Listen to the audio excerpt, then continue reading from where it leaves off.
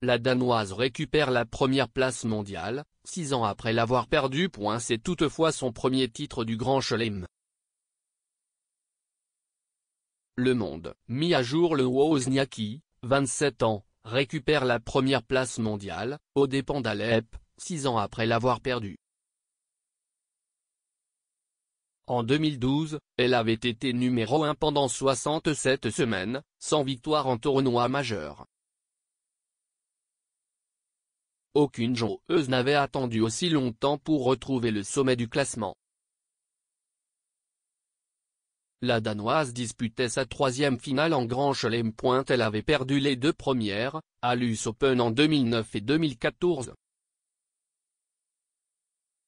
Elle en était aussi à sa 43e participation à des tournois majeurs, ce qui fait d'elle la 4e joueuse la plus tardive de l'histoire à en gagner un.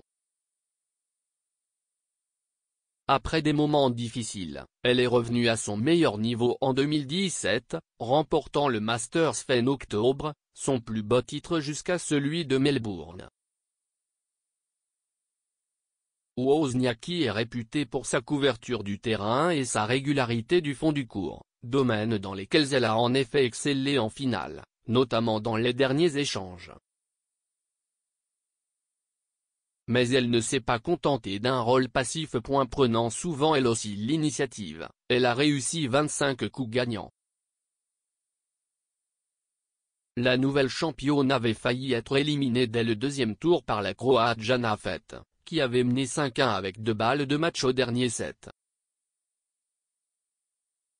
Cette finale, très prenante, n'a pas manqué de rebondissements. Wozniacki a pris le meilleur départ, breakant dès le 2e jeu, mais Alep est revenu, avant de céder dans le tie-break. Au milieu du 2e set, la Roumaine a semblé victime d'un coup de fatigue, dans l'atmosphère chaude et humide de Melbourne, plus de 30 degrés même après la nuit tombée. Mais en prenant tous les risques, Alep a égalisé à 1-7 partout. La dernière manche a donné lieu à un échange de break.